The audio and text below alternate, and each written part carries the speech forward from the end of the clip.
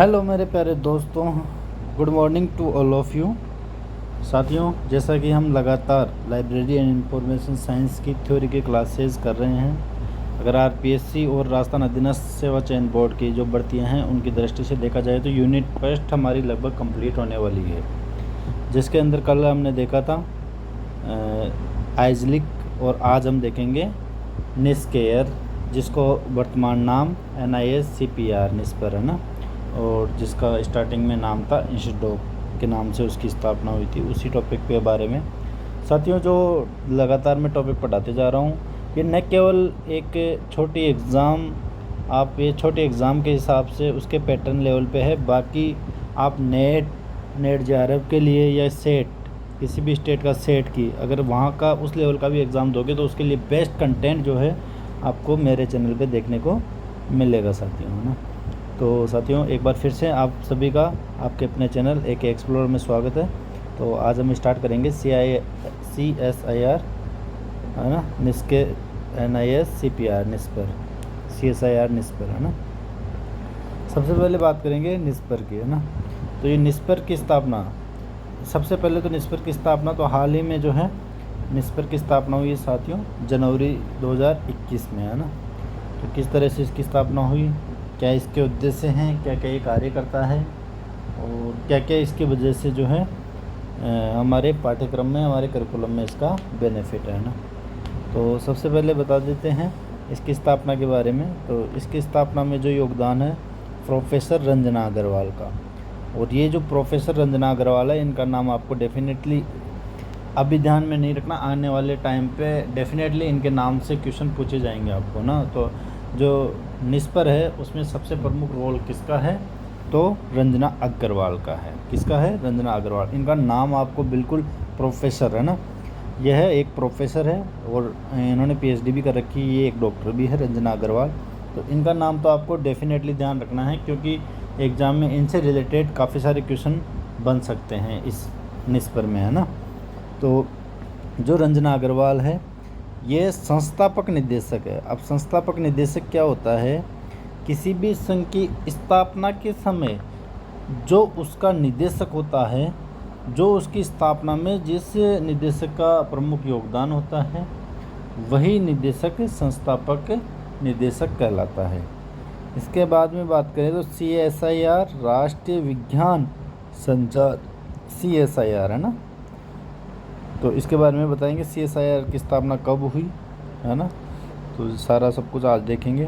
CSIR साथियों, हम जो ये वीडियो आज पढ़ेंगे इससे मैं ये मान लो कि तमाम सारी जानकारी जो निस्पर से संबंधित है वह सारी इंक्लूड हो जाएगी, इससे बाहर कुछ नहीं बचने वाला हमारा, है ना। तो साथियों CSIR राष्ट्रीय विज्ञान संचार और नीति अनुसंधान संस्थान, यह इसका फुल फॉर्म है, ये भी आपको ध्यान रखना है। निस्पर की फुल फॉर्म है राष्ट्रीय विज्ञान संचार और नीति अनुसंधान संस्थान। तो ये आपको फुल फॉर्म ऐसे कैसे ध्यान रखनी है। अगर मैं इंग्लिश में बात करूं तो नेशनल, है ना, national institute of science and communication policy of research, है ना। तो ये इसकी फुल फॉर्म है साथियों। तो ये भी आपको ध्यान में रखनी है। विशेष तौर से अगर आपके पास मैंने हिंदी में दे दिया तो आप इसकी जो है अंग्रेजी के अंदर फुल फॉर्म आराम से लिख सकते हो।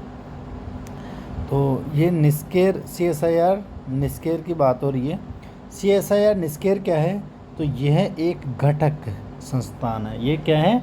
एक घटक संस्थान है। और ये किसका घटक संस्थान है साथियों? तो CSIR का। कौन?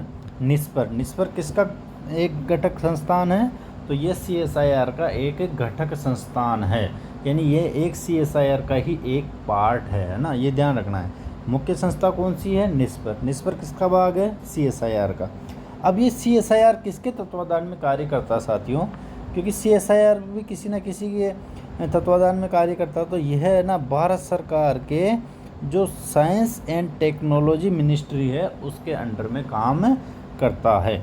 तो हमारे को ध्यान में रखना है CSIR किसके अंडर में? साइंस एंड टेक्नोलॉजी जो मंत्रालय भारत सरकार का उसके अधीन कार्य करता है। अब देखो ये जो है ना, सबसे पहले तो क्या है, ये नवंबर किसकी बात हो रही है अब यहाँ पे, ये वर्ड किसके लिए यूज में हो रहा है यहाँ पे?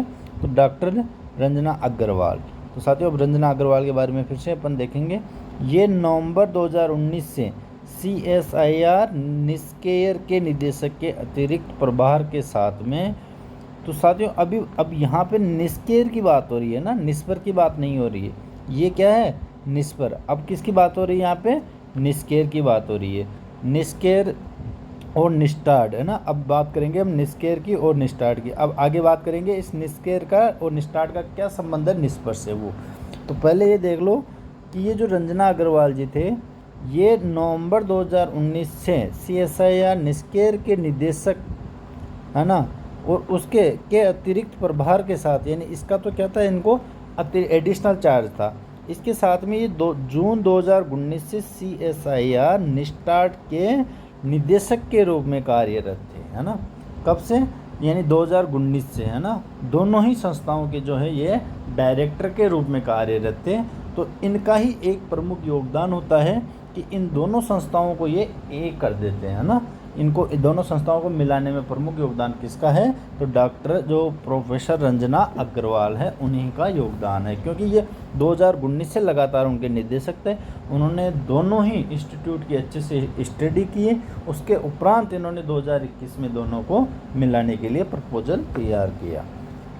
तो साथियों अब आगे बात करते हैं निस्टार्ड की। अब ये निस्टार्ड की ध्यान रखना, आपको कहीं भी बुक्स गाइड्स में नहीं मिलेगा निस्टार्ड की स्थापना कब हुई थी। तो निस्टार्ड की 30 सितंबर 1980 को क्या हुई थी, इसकी स्थापना, यानी 30 सितंबर 1980 को इसका स्थापना दिवस मनाया जाता है। ये ध्यान रखना आप, है ना।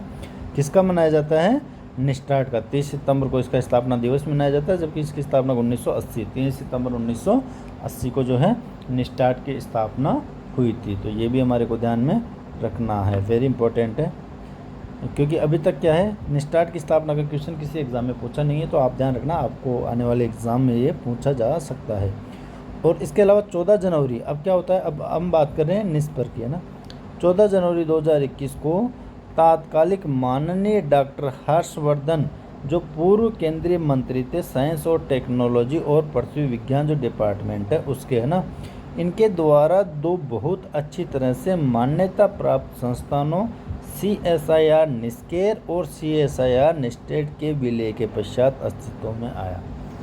तो यानी कि डॉक्टर जो हर्षवर्धन थे, इन्होंने इन दोनों को मान्यता दी, किसको, निस्केयर और निस्टेड को मिला के, इनका विलय करके, और निस्पर की स्थापना को इन्होंने क्या किया, मान्यता दी। कब, 14 जनवरी 2021 को। और ये जो है आपका अप्रैल से जो है कार्य अपना आरंभ कर देता है ना। ये भी आपको दोनों ही चीज़ को ध्यान में रखना है। 14 जनवरी 2021 को इसकी मान्यता दी गई थी, किसके द्वारा, डॉक्टर हर्षवर्धन के द्वारा। तो ये वेरी वेरी इंपॉर्टेंट क्वेश्चन है।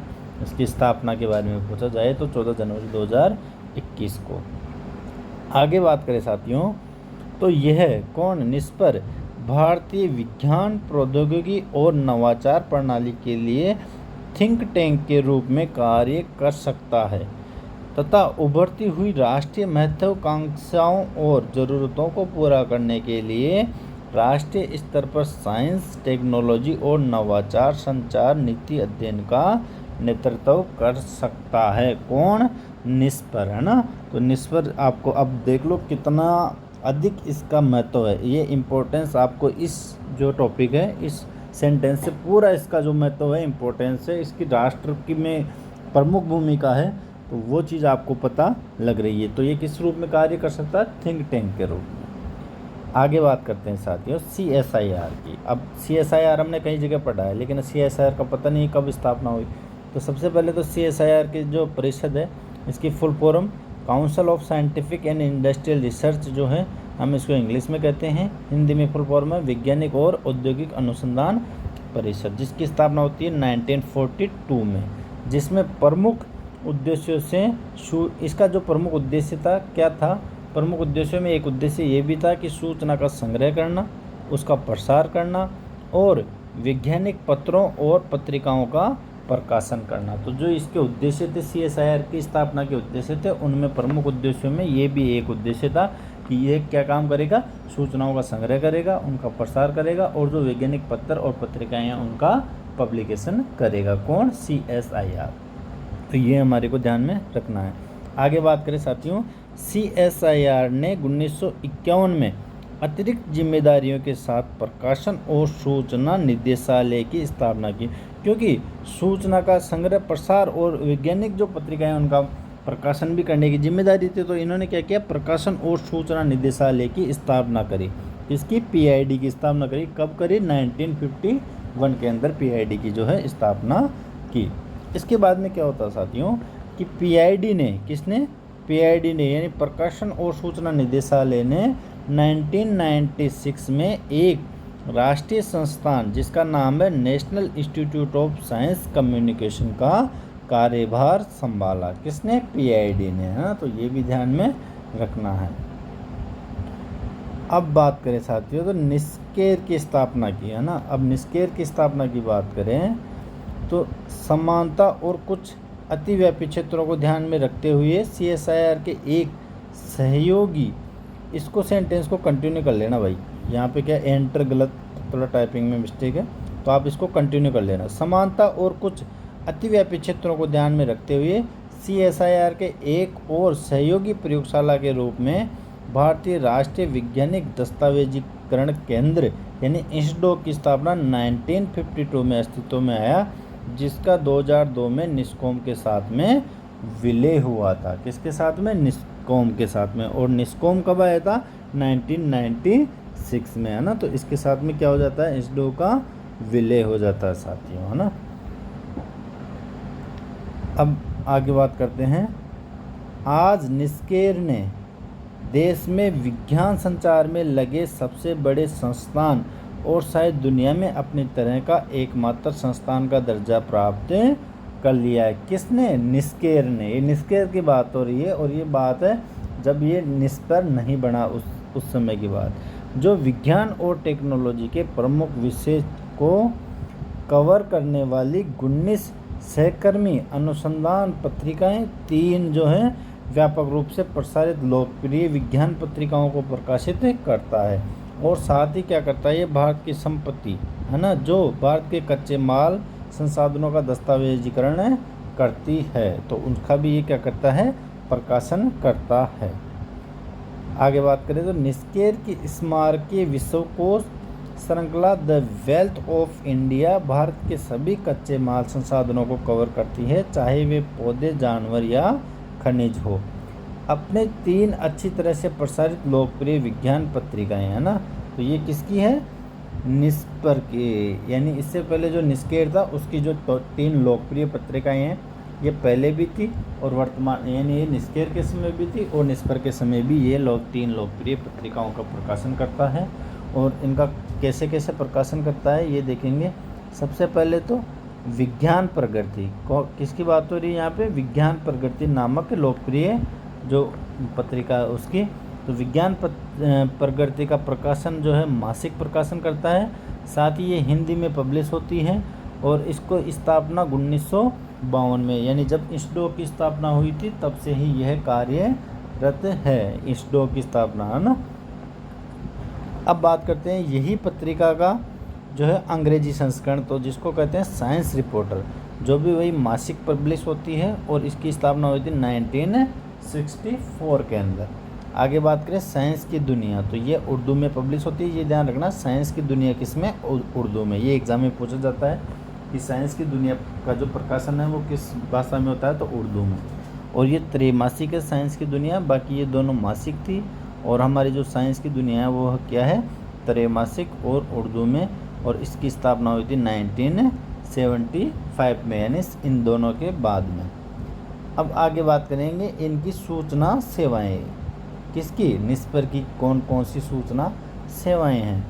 तो सबसे पहले बात करें तो वेल्थ ऑफ इंडिया, है ना, भारत का धन, वेल्थ ऑफ इंडिया तथा मापा डेटाबेसों पर आधारित औषधीय और संगंध पादप सूचना सेवा, है ना। तो ये कौन सी है, medicinal and aromatic plant information service कौन प्रोवाइड करवाता है साथियों, तो ये निस्पर प्रोवाइड करवाता है, जिसकी हम शॉर्ट फॉर्म में इसको क्या कह सकते हैं, MAPIS, मेपिस भी इसको हम कह सकते हैं। तो मेपिस की जो है कैसे, वेल्थ ऑफ इंडिया और मापा डेटाबेसों से, है ना। वेल्थ ऑफ इंडिया और मापा डेटाबेसों को मिला के कौन सा, मेपिस, है ना। तो ये एक सूचना सेवा है। इसके अलावा CSIR निस्पर इंडियन साइंस अब्स्ट्रैक्ट, है ना। तो ISI के बारे में हम आगे विस्तृत रूप से पढ़ेंगे। इसके अलावा है नुस्खी, है ना, जिसका प्रकाशन 1988 से CD-ROM संस्करण में भी होने लगा है ना। कब से, 1988 से CD-ROM में, है ना। ये आपको ध्यान रखना है, किसका, और नुस्खी का। और नुस्खी क्या है, एक डायरेक्टरी है ना, डायरेक्टरी प्रकार का पब्लिकेशन है, ये भी आपको ध्यान में रखना है। आगे है मापा, है ना, अभी आया था ना मापा, तो ये इसकी फुल फॉर्म है medicinal and aromatic plant abstract. तो ये भी पूछा जाता है, इसको नोट डाउन कर लेना आप, ऐसे कैसे, इसकी फुल फॉर्म, है ना, ये भी पूछी जाती है। तथा प्राकृतिक अपरिष्कृत पदार्थ संसाधनों पर भी विशिष्ट डेटाबेसों का विकास और अनुरक्षण कर रहा है। कौन कर रहा है, निस्पर। आगे बात करेंगे साथियों कैप्स की, यानी कंटेंट एब्स्ट्रैक्ट और फोटोकॉपी सेवा। तो CAPS की फुल फॉर्म, इधर आप इससे पहले नुस्खी की भी फुल फॉर्म और ISI की भी फुल फॉर्म, ये सभी की फुल फॉर्म तो आपको ध्यान में रखना ही रखना है, यहाँ से डायरेक्ट एग्जाम में क्वेश्चन पूछे जाते हैं। अब बात करते हैं CAPS की। तो CAPS का पब्लिक प्रकाशन, या तो आपको बोल सकता है CAPS का या मापा का प्रकाशन कौन करता है, तो अभी निस्पर करता है ना। वही नुस्खी का निस्पर, ISI का निस्पर, है ना। तो और साथ ही प्रकाशन तो कर ही रहा है निस्पर, इसके अलावा इनकी फुल फॉर्म भी हमारे को ध्यान में रखनी है। तो CAPS की फुल फॉर्म होगी कंटेंट एब्स्ट्रैक्ट और फोटोकॉपी सेवा। तो ये किस लिए है, इसका क्या जो है रोल है, किसी भी व्यक्ति को अनुसंधान पत्रिकाओं की विशेष सूची नियमित रूप से उपलब्ध करवाती है। कौन करवाती है, CAPS, कंटेंट एब्स्ट्रैक्ट और फोटोकॉपी सेवा। कोई भी व्यक्ति हो उसको क्या करती है, ये अनुसंधान पत्रिकाओं की विषय वस्तु की किस किस जो है पत्रिका के अंदर कौन कौन सी पत्रिकाएं जो है रिसर्च पे पब्लिश हुई है, उनकी क्या करती है, ये विषय सूची प्रोवाइड करवाती है। ये एक बहुत ही व्यक्तिक सेवा है ना, व्यक्तिक यानी पर्सनल सर्विस है। ये कौन सी सर्विस है, पर्सनल सर्विस है। किसकी बात हो रही है, CAPS की। अब हम आगे बात करेंगे साहित्य खोज सेवा, लिटरेचर सर्च सर्विस। यह सेवा 6000 से भी अधिक अंतर्राष्ट्रीय डेटाबेसों में सुलभता प्रदान करती है। कौन सी सेवा, लिटरेचर सर्च सर्विस। आगे बात करें राष्ट्रीय केंद्र, निस्केर ISSN का अंतर्राष्ट्रीय केंद्र का राष्ट्रीय केंद्र है, जो ISSN है ना, इंटरनेशनल स्टैंडर्ड सीरियल नंबर। तो उसका इंटरनेशनल स्टैंडर्ड सीरियल नंबर का जो एक अंतर्राष्ट्रीय केंद्र है, उसका राष्ट्रीय केंद्र कहाँ पे है, तो निस्केर में। ये वेरी वेरी इंपॉर्टेंट क्वेश्चन है, आपको डायरेक्ट पूछा जा सकता है कि जो ISSN है उसका राष्ट्रीय केंद्र भारत में कहाँ है, तो वो कहाँ है वर्तमान में, निस्पर में। इससे पहले अगर निस्पर ऑप्शन में नहीं हो तो निस्केर हो तो निस्केर आ जाएगा, और अगर निस्केर भी नहीं हो तो इंस्डोक अगर ऑप्शन में है तो इंस्डोक हमारा आंसर होगा। अकॉर्डिंग टू ऑप्शन हम इसका आंसर करेंगे। सबसे सटीक आंसर अगर ऑप्शन में है तो निस्पर आएगा, अगर निस्पर ऑप्शन में नहीं है तो निस्केर आ जाएगा, अगर निस्केर ऑप्शन में नहीं है तो क्या आएगा, इंस्डोक। इस तरह से हमारे को इसका आंसर करना है। जो भारत में प्रकाशित प्रकाशनों को ISSN नंबर प्रदान करता है। तो भारत में जो प्रकाशित होने वाले पत्रिकाएं हैं तो उनको ISSN नंबर कौन प्रोवाइड करवाता है, तो निस्पर प्रोवाइड करवाता है। ये भी ध्यान में रखना है। अब आगे बात करें साथियों, तो साइंटिफिक यानी वैज्ञानिक और तकनीकी अनुसंधान सेवाएं, है ना।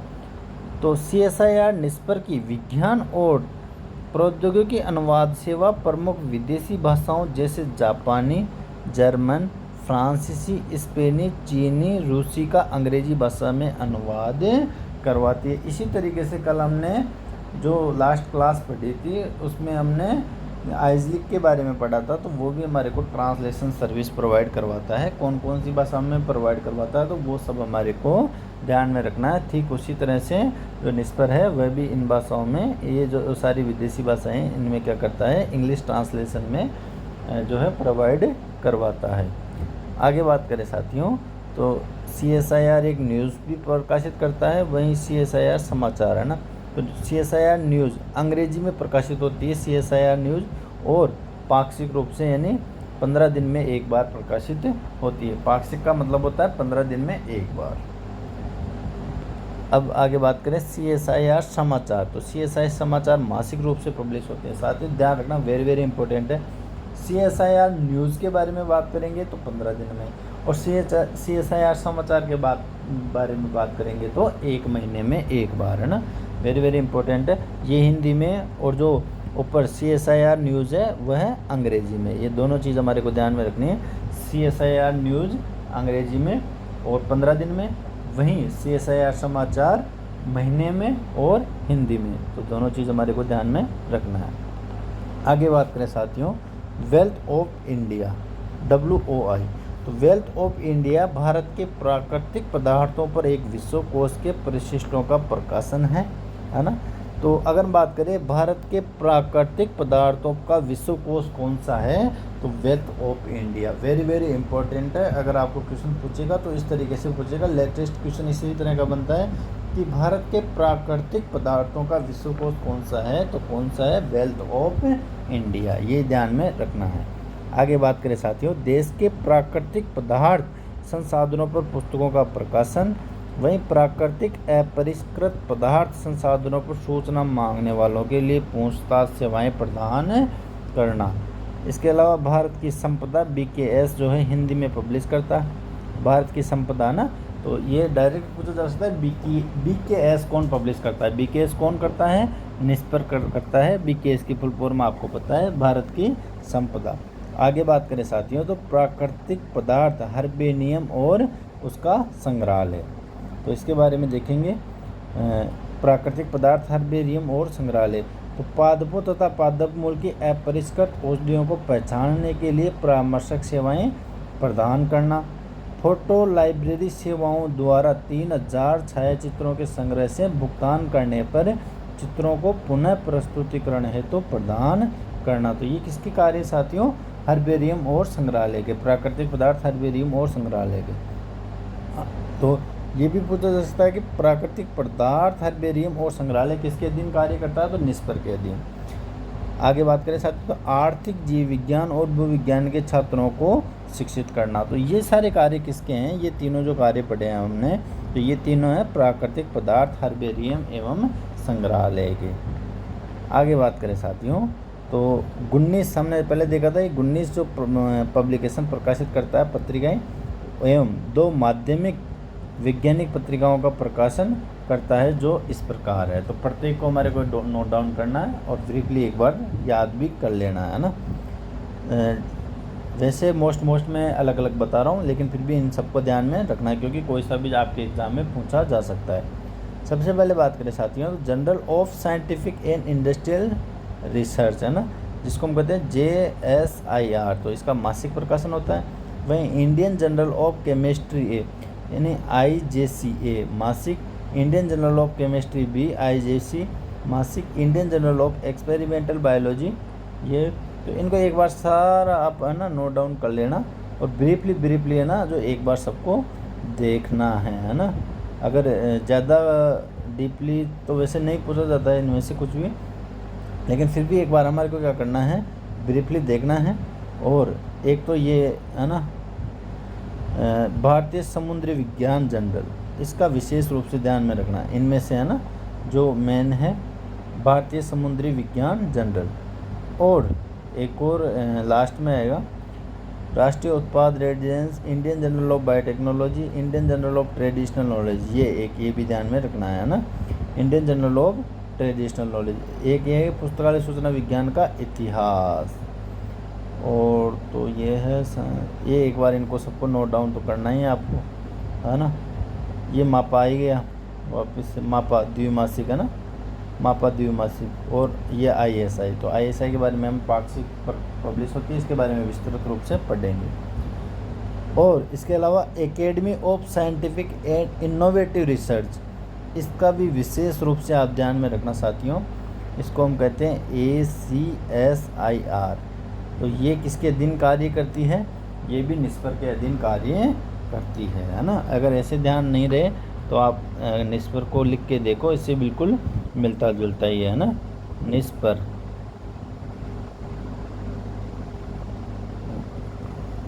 निस्पर है ना, NISCPR। तो देखो CSIR CSI CSI CSI है ना, उल्टा देखो CSI, तो बिल्कुल मिल रहा है ना CSIR, और ये भी CSIR, देखो मिल रहा है ना। तो बस यही थोड़ा सा दिमाग लगा लेना इसी तरीके से। तो अगर याद नहीं रहे तो इसलिए मैंने थोड़ा सा ट्रिक बताया आपको।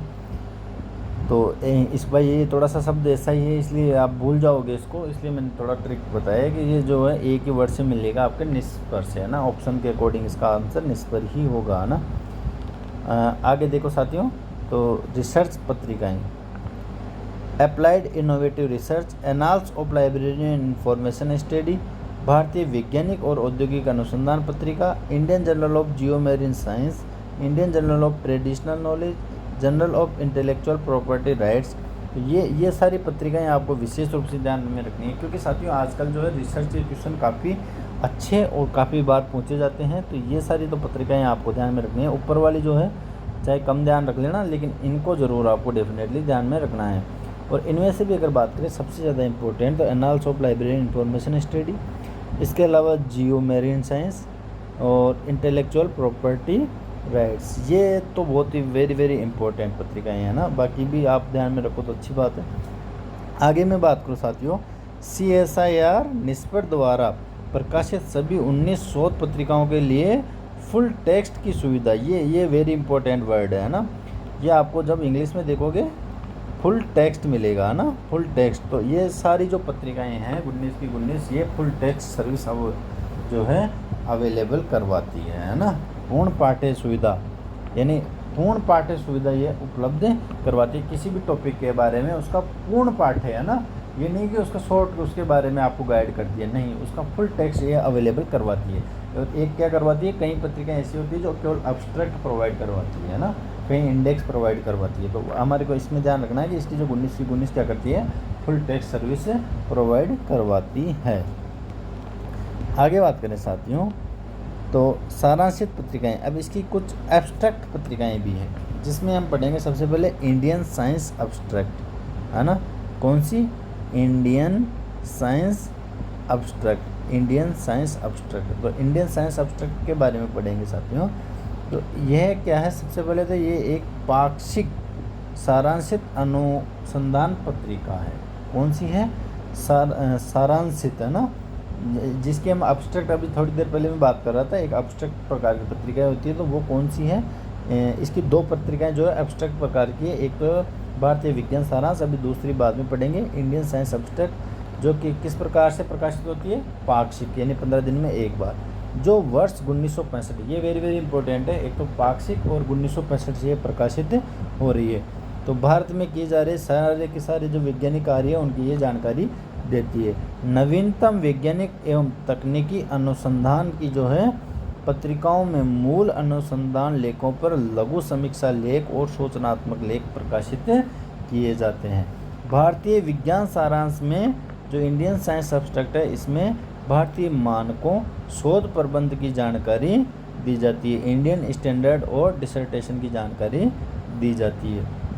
यह भारत की अग्रणी सारांशित पत्रिका है जिसमें बौद्धिक संपदा अधिकार, प्रबंधन और पुस्तकालय और सूचना विज्ञान समेत विज्ञान और प्रौद्योगिकी के सभी क्षेत्रों को समाहित किया जाता है। यानी इंडियन साइंस एब्स्ट्रैक्ट के अंदर इंटेलेक्चुअल प्रॉपर्टी राइट्स को भी सम्मिलित किया जाता है, और इसके अलावा लाइब्रेरी एंड इंफॉर्मेशन साइंस समेत साइंस और टेक्नोलॉजी के सभी क्षेत्रों को क्या किया जाता है? समाहित किया जाता है। आगे बात करेंगे साथियों, तो जो ISA के सार को व्यापक रूप से सार्वभौमिक दशमलव वर्गीकरण पद्धति यानी UDC, है ना, जिसको हम क्या कहते हैं? UDC योजना के अनुसार वर्गीकृत किया गया है। प्रवेश पत्रिका लेख मानक शोध प्रबंध की श्रेणी के निम्नलिखित क्रम में UDC संख्या के तहत व्यवस्थित किया गया है। प्रलेखों को 26 विस्तृत वर्गों के अंतर्गत वर्गीकृत किया गया है। प्रत्येक श्रेणी में प्रविष्टियों को पहले के लेखक के उपनाम तथा बाद में पत्रिका शीर्षक और प्रकाशन वर्ष द्वारा वर्णानुसार व्यवस्थित किया गया है। सभी प्रविष्टियों को क्रमानुसार अंकित किया गया है। मानक शब्दों की अपेक्षा कीवर्ड इंडेक्स शब्द फ्री टेक्स्ट शब्द है। इस अंक में शामिल पत्रिकाओं की एक सूची प्रदान की गई है जिसमें संक्षिप्त शीर्षक के साथ पत्रिका का पूरा नाम भी शामिल है, जैसा कि मूल थीसिस की प्रविष्टियों में उपयोग किया गया है। आगे बात करेंगे साथियों, तो औषधीय और सुगंधित पौधा सारांश, जिसको हम कहते हैं मापा, यानी medicinal and aromatic plant abstract. यह क्या है, एक द्विमासिक पत्रिका है, 2 महीने में एक बार प्रकाशित होने वाली पत्रिका है और सारांशित अनुसंधान पत्रिका है। तो एक तो हो गई इंडियन साइंस एब्स्ट्रैक्ट और दूसरी कौन सी होगी, मापा। ये दो है ना, इसको हम शॉर्ट फॉर्म में मापा कहते हैं। ध्यान रखना, एग्जाम में मापा भी दे सकता है कि मापा जो है किसके द्वारा प्रकाशित की जाती है। डायरेक्ट आपको ऐसे पूछ लेगा तो आपकी हवा निकल जाएगी, इसलिए ध्यान रखना मापा किसके द्वारा है, तो निस्पर के द्वारा, जिसमें छोटे पौधों सहित औषधीय, सुगंधित और संबंध पौधों के सभी पहलुओं पर वैश्विक वर्तमान साहित्य समाहित है। इसकी शुरुआत 1979 में एक मुद्रित प्रकाशन के रूप में हुई थी। तो इसकी शुरुआत कब हुई थी मापा की, 1979 में। इसमें विभिन्न देशों से अंग्रेजी भाषा में प्रकाशित प्रमुख पत्रिकाओं और पेटेंटों से प्रासंगिक शोध पत्रों की स्कैनिंग, चयन और सार निकालना शामिल है। प्रत्येक रिकॉर्ड में लेखक की संबद्धता, पेपर का शीर्षक, ग्रंथ सूची विवरण और एक सूचनात्मक सार के बारे में जानकारी होती है। इसके अलावा इसमें आगामी सम्मेलन, संगोष्ठियों, बैठकों और औषधीय पौधों पर प्रकाशित नवीनतम पुस्तकों की जानकारी भी शामिल है। विश्व बौद्धिक संपदा संगठन विपो, जिसको हम कहते हैं, जिसका मुख्यालय जेनेवा में है, की पेटेंट सहयोग संधि यानी पीसीटी न्यूनतम दस्तावेज की आवश्यकता के हिस्से के रूप में गैर पेटेंट साहित्य यानी एनपीएल में पूर्व वैज्ञानिक पत्रिकाओं की कुलीन सूची में मापा का सम्मिलन होना ऐतिहासिक है। पेटेंट परीक्षकों के लिए यह अनिवार्य है कि वे पीसीटी न्यूनतम दस्तावेज के एनपीएल के अंतर्गत आने वाली पत्रिकाओं से जानकारी प्राप्त करें। यहाँ वैसे तो यहाँ से कोई क्वेश्चन नहीं बनता है, लेकिन मैंने आपको एक बार ब्रीफली समझाने के हिसाब से इसको जो है विस्तृत रूप से रखा है। अब जो है बात करेंगे नवचेतना की। ये ध्यान रखना, नवचेतना। अब ये नव संचेतना, पहले संचेतना के नाम से चलती थी, अब किस नाम से, नव संचेतना के नाम से। कब से, 2018 से CSIR निस्पर, है ना, निस्पर की हिंदी के प्रचार प्रसार, जो हमारी राजभाषा है हिंदी, उसके प्रचार प्रसार और प्रोत्साहन को समर्पित 6 माही राजभाषा पत्रिका के रूप में प्रकाशित किया जा रहा है। तो आपको पूछ सकता है कि नव संचेतना को किसके द्वारा प्रकाशित किया जा रहा है, तो निस्पर के द्वारा, और 6 माही इसकी जो है फ्रीक्वेंसी है। वहीं राजभाषा पत्रिका के रूप में यह प्रकाशित की जा रही है। तो राजभाषा पत्रिका जो नव संचेतना है, राजभाषा पत्रिका, उसको प्रकाशित कौन कर रहा है, निस्पर। पत्रिका की सॉफ्ट कॉपी संस्थान की CSIR निस्पर की वेबसाइट पर आम जनता के लिए बिल्कुल फ्री ऑफ कॉस्ट अवेलेबल है। आगे बात करेंगे साथियों भारत की संपदा। तो भारत की संपदा के बारे में बात करेंगे। अब भारत की संपदा क्या है, हिंदी में एक वैज्ञानिक विश्वकोश है। ये क्या है, साइंटिफिक एनसाइक्लोपीडिया हिंदी का, ना। तो भारत की संपदा प्राकृतिक पदार्थ, भारतीय जंतु, वनस्पति एवं खनिजों की प्राकृतिक संपदा पर आधारित एक विश्वकोश है, जिसमें प्रविष्टियाँ देवनागरी वर्णक्रम के अनुसार की गई है। यह 12 खंडों तथा 2 परिशिष्टियों की एक प्रकाशन जो है श्रृंखला है, जो wealth of India raw material श्रृंखला का हिंदी रूपांतर है। अब बात करेंगे साथियों भारत का धन, है ना, वेल्थ ऑफ इंडिया। भारत के कच्चे माल के संसाधनों का क्या है, ये एक विश्वकोश है। वेल्थ ऑफ इंडिया भारत के पौधों, जंतुओं, खनिजों के प्राकृतिक पदार्थ स्रोतों का एक विश्वकोश है, जो उनकी उत्पत्ति, वितरण, विवरण, संगठन, उपयोगिता तथा व्यापार की विस्तृत जानकारी देता है, जिसकी शुरुआत काफ़ी समय पहले 19वीं शताब्दी के अंत में हुई है। किसकी, भारत का धन की, है ना, 19वीं शताब्दी के अंत में, यानी जिस समय अंग्रेज़ों का शासन था उस समय इसकी स्थापना हुई थी।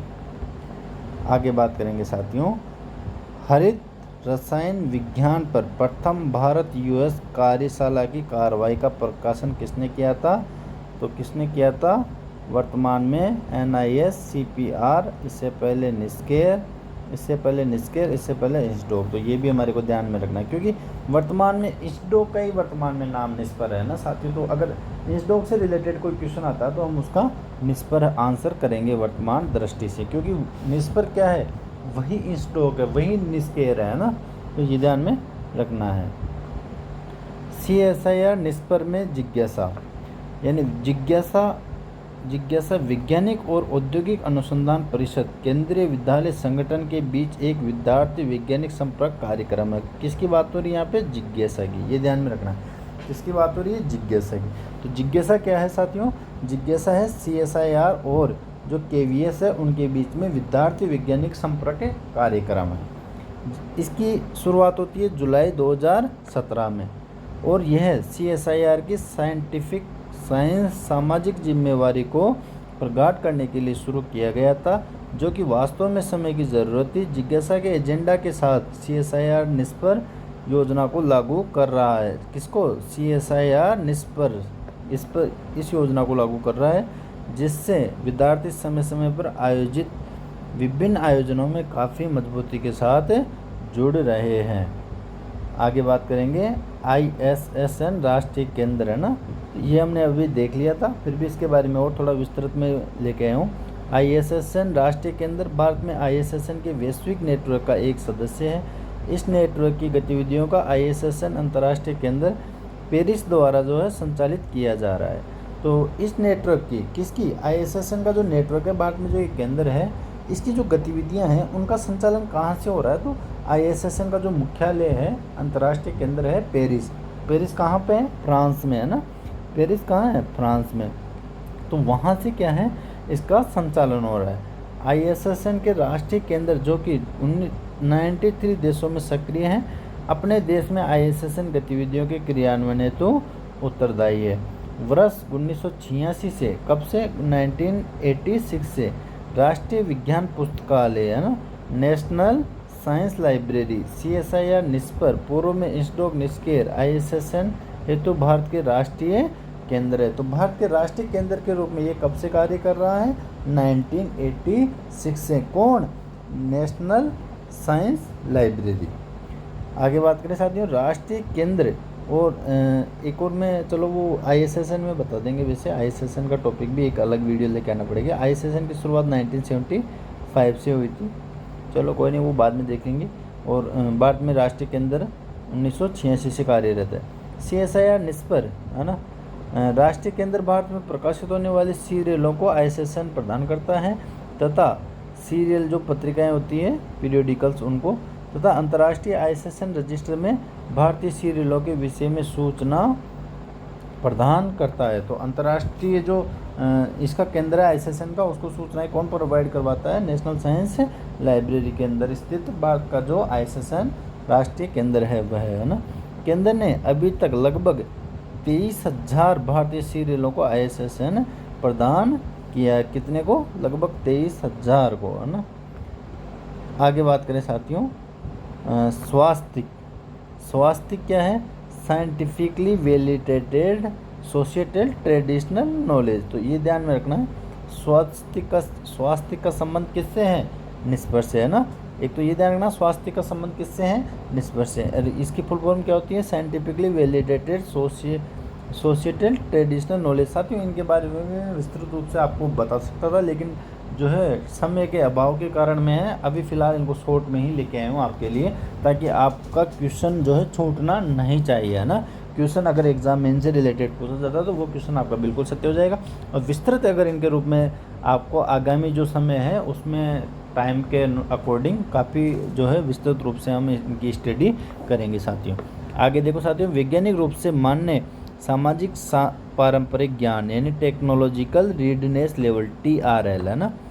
The science media communication cell SMCC, India international science festival 2020। तो ये सारे किसके हैं, निस्पर के। उन्नत भारत अभियान UBA, ये भी किसका है, उन्नत भारत अभियान भी किसका है साथियों, निस्पर का। तो ये सारे हमारे को ध्यान में रखना है। अब आता है एक नौ गेट है ना, वेरी वेरी इंपॉर्टेंट। वर्तमान लेटेस्ट जो क्वेश्चन बनते हैं उनके हिसाब से मॉडर्न जो टेक्नोलॉजी आईसीटी पे बेस्ट क्वेश्चन है, उसके हिसाब से सबसे बेस्ट क्वेश्चन नावगेट। तो नावगेट किसका है? नावगेट सबसे पहले तो नावगेट क्या है, ये एक सब्जेक्ट गेटवे है नावगेट। और ये किसका है, ये नावगेट किसका है, तो ये CSIR किसका है, CSIR निस्पर का है ना, ये ध्यान में रखना है। अब बात करें इसकी, तो CSIR नॉलेज गेटवे तथा open source private cloud infrastructure सूचना विज्ञान क्लस्टर के तहत 12वीं पंचवर्षीय योजना की नेटवर्क की एक परियोजना है। ये जो नावगेट है इसको हम नॉलेज गेटवे भी कह सकते हैं। क्या कह सकते हैं? Knowledge gateway. नाव का मतलब, नाव की फुल फॉर्म नॉलेज होगी, और गेट कहाँ से लिया गया है? गेटवे से। नाव कहाँ से लिया गया है? नॉलेज से, तो इनको मिला के नावगेट। ये परियोजना एक नोडल प्रयोगशाला के रूप में CSIR निस्पर द्वारा नेटवर्क तरीके से क्रियान्वित की जाएगी, जिसमें CSIR एम कॉम्प्लेक्स, CSIR मुख्या समेत CSIR के 38 प्रयोगशालाएं संस्थान की प्रतिभागिता करेगी। ये योजना CSIR के 39 ज्ञान केंद्रों को 4 समूह में विभाजित करके चरणबद्ध तरीके से क्रियान्वित की जाएगी। अब इसका मिशन क्या है? किसका? नावगेट का, है ना। अभी नावगेट की बात कर रहे हैं हम। तो नावगेट का मिशन क्या है? CSIR private cloud infrastructure open source software technology solution cell के माध्यम से CSIR की कंप्यूटिंग शक्ति और क्षमता को बढ़ाना। तो आपको पूछा जा सकता है क्वेश्चन कि CSIR प्राइवेट क्लाउड इंफ्रास्ट्रक्चर तथा open source software technology solution cell के माध्यम से CSIR की कंप्यूटिंग शक्ति और क्षमता को बढ़ाने का कार्य कौन करेगा? तो नावगेट, है ना। इस तरीके से क्वेश्चन पूछा जा सकता है। ओपन सोर्स सॉफ्टवेयर का उपयोग करके CSIR KRC को एक एकीकृत पुस्तकालय प्रबंधन समाधान उपलब्ध कराना। CSIR वितरित पुस्तकालय बनाकर CSIR प्रयोगशालाओं के बीच सूचना संसाधनों को साझा करने के लिए दस्तावेज आपूर्ति सेवा के लिए कैटलॉग साझाकरण, इंटर लाइब्रेरी लोन और रेफरल सेवा भी प्रोवाइड करवाना। इसके अलावा बहुआयामी विश्लेषण का उपयोग करके CSIR अनुसंधान प्रौद्योगिकी और संबंधित डेटा का विश्लेषण करना। अब इसके अलावा हम पढ़ेंगे NOPR यानी निस्पर ऑनलाइन पीरियोडिकल रिपोजिटरी। तो आपको पता है, मैंने पहले 19 पत्रिकाओं के बारे में बताया, 19 पीरियोडिकल। तो इन सब को जो है रखने के लिए एक रिपोजिटरी भी तैयार की गई है, इसके द्वारा, निस्पर के द्वारा, जिसकी अगर हम बात करें शॉर्ट फॉर्म क्या है? NOPR। आपको पूछा जा सकता है NOPR की फुल फॉर्म क्या है? NOPR क्या है? तो NOPR एक रिपोजिटरी है। आपको डायरेक्ट एक लाइन का क्वेश्चन, एक वर्ड देगा NOPR। NOPR क्या है? तो आपको क्या करना है? ये एक रिपोजिटरी है। क्या है? रिपोजिटरी, है ना।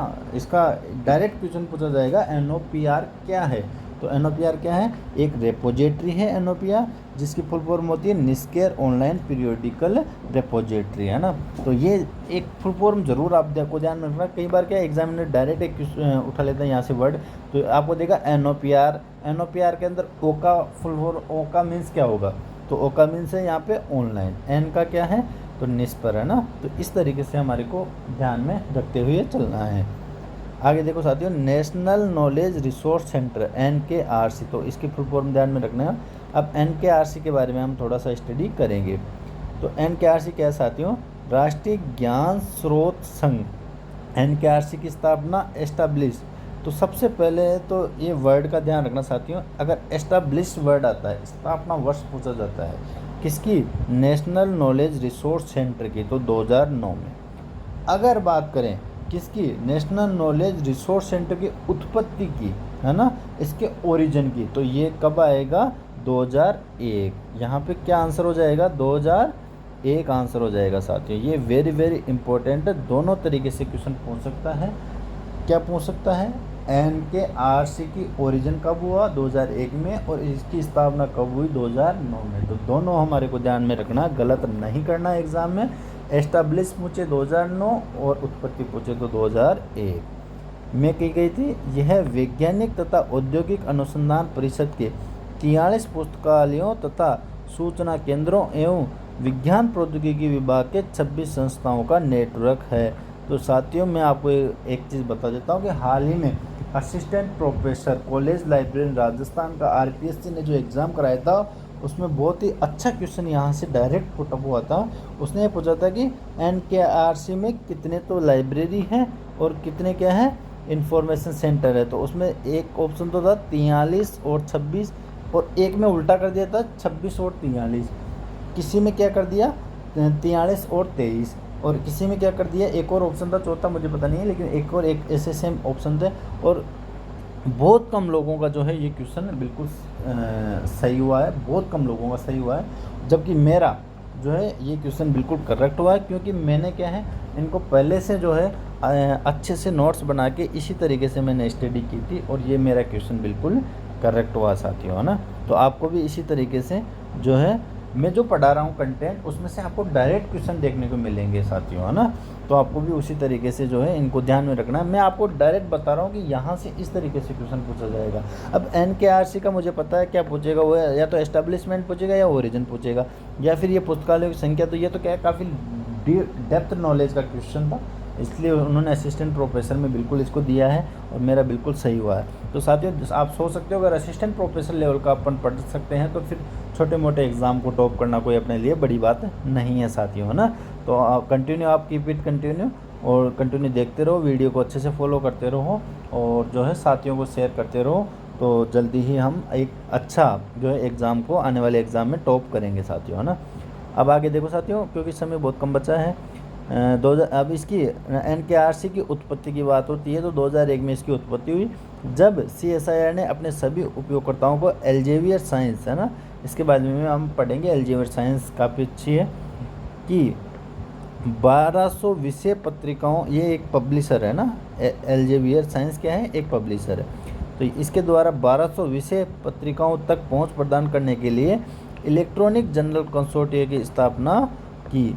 समय के साथ इस कंसोर्टिया न केवल संसाधनों की संख्या में बल्कि ये उपयोगकर्ताओं के मामले में भी बढ़ता गया, क्योंकि अधिक समान विचारधारा वाले संस्थानों ने कंसोर्टिया में शामिल होने में अपनी रुचि दिखाई।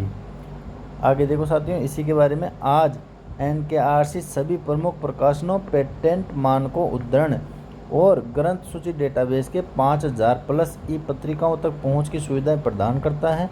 लाइसेंस प्राप्त संसाधनों के अलावा NKRC एक एकल बिंदु इकाई भी है जो अपने उपयोगकर्ताओं को खुले संसाधनों तक पहुंच प्रदान करती है। कंसोर्टियम देश की अनुसंधान और विकास प्रणाली को मजबूत करने के लिए अति आवश्यक जानकारी के साथ अनुसंधान और विकास क्षेत्र की सेवा करने के लिए एक मार्गदर्शन के रूप में उभर रहा है। अब बात करेंगे साथियों NSDL की। यहाँ से भी क्वेश्चन डायरेक्ट पूछा जाता है। वर्तमान की दृष्टि से जो लास्ट के टॉपिक आ रहे हैं ये बहुत इंपॉर्टेंट है साथियों, इनको कतई मिस नहीं करना है। वीडियो अगर एक बार में समझ में नहीं आ रहा तो हमारे को 2 बार देखना है, 2 बार में समझ में नहीं आया तो 3 बार देखना है। 100% कर रहा हूँ, तीसरी बार में पूरा कंटेंट आपके जो है दिमाग में छप जाएगा ऐसे कैसे, है ना साथियों। तो हमारे को जो है अगर आपको थोड़ा सा, क्योंकि काफ़ी लंबा हो गया वीडियो, तो अगर थोड़ा सा लगे कि हाँ सर अब समझ में नहीं आ रहा तो इसको दोबारा से फिर देखना, है ना, कंप्लीट नोट डाउन करके फिर से एक बार इसको देखना। अगर फिर भी समझ में नहीं आया तो तीसरी बार देख लेना, लेकिन इसको मिस नहीं करना है, कोई भी टॉपिक छोड़ना नहीं है साथियों। यहाँ से डेफिनेटली आपको आने वाले एग्जाम में क्वेश्चन देखने को मिलेंगे जो बुक्स में कहीं भी नहीं मिलेंगे आपको, गाइड वगैरह में, है ना। तो साथियों अब नेशनल साइंस डिजिटल लाइब्रेरी जिसको कहते हैं NSDL, है ना, इसकी शॉर्ट फॉर्म क्या है NSDL। तो NSDL का उद्देश्य देश में विज्ञान, अभियांत्रिकी और प्रौद्योगिकी के विद्यार्थियों को व्यापक साइंस और टेक्नोलॉजी की जानकारी प्रदान करना है। वैज्ञानिक तथा औद्योगिक अनुसंधान परिषद की 10वीं पंचवर्षीय योजना की नेटवर्क परियोजना के रूप में आरंभ हुआ। NSDL अपनी तरह का अकेला पुस्तकालय है जो विज्ञान के स्नातक विद्यार्थियों की सूचना संबंधी आवश्यकताओं को पूरा करने के लिए पाठ्यक्रम आधारित विषय वस्तु सामग्री उपलब्ध करवाता है। विद्यार्थियों को गुणवत्तापूर्ण विषय सामग्री उपलब्ध कराने के लिए NSDL के विषय सामग्री निर्माण और विकास ने कठिन प्रक्रियाओं का सामना किया है। प्रख्यात शिक्षकों द्वारा लिखित तथा भारतीय कॉलेजों और विश्वविद्यालयों के प्रसिद्ध संकाय